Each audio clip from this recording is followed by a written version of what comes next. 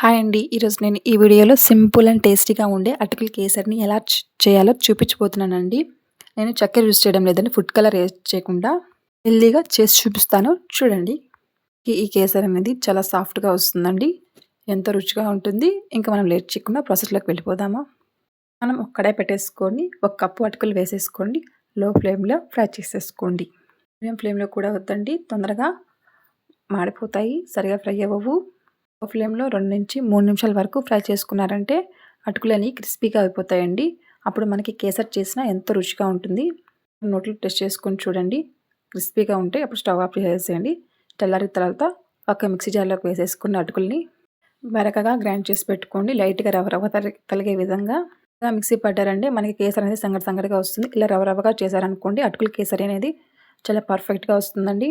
పెట్టేసి ఒక table spoon నెయ్యి వేసేసుకొని బాదం పప్పు, జీడిపప్పుని ఫ్రై చేసుకుంటున్నానండి. అవి ఫ్రై అయిన తర్వాత ఎండుద్రాక్ష కూడా వేసుకొని ఫ్రై చేసేసుకుంటున్నాను. అవి కూడా ఫ్రై అయిన తర్వాత తీసేసి ఒక కప్‌లో వేసేసి పక్కన ఉంచండి. అదే నెయ్యిలోకి ఇందాక మనం మిక్సీ పట్టుకున్న అటుకుల రవ్వను వేసేసుకొని లో ఫ్లేమ్‌లో చేసేసుకోండి ప్రాసెస్‌నంతా. ఆ రవ్వ మొత్తం పట్టించేలాగా ఆ పిండికి బాగా కలపండి. చూడండి రవ్వ అనేది మిక్స్ అయిన తర్వాత బాగా నెయ్యిలో కలిసిపోయిందండి.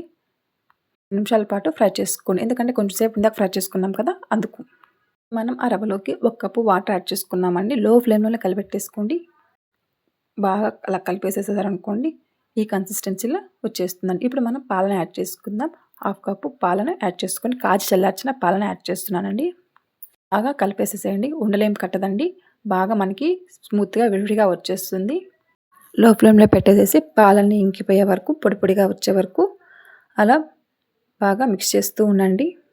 అనేది అలా కలిసిపోయిన తర్వాత మనం ఇప్పుడు బెల్లం యాడ్ చేసుకుందాం. నేను 3/4 కప్పు బెల్లం యాడ్ చేసుకున్నానండి. మీరు కొంచెం స్వీట్ ఎక్కువ తింటారనుకోండి ఒక కప్పు యాడ్ చేసుకోండి సరిపోతుంది. మిక్స్ అవ్వడానికి 2 నిమిషాలు టైం పడుతుందండి. చూడండి బెల్లం అంతా బాగా కరిగిపోయిందండి. మనకి పొడి పొడిగా కూడా వచ్చేసేసింది. ఒకసారి కలిపేసేసి ఇప్పుడు మనం నెయ్యిని యాడ్ చేసుకుందామండి. 2 టేబుల్ స్పూన్ల నెయ్యి యాడ్ చేసేసుకోండి.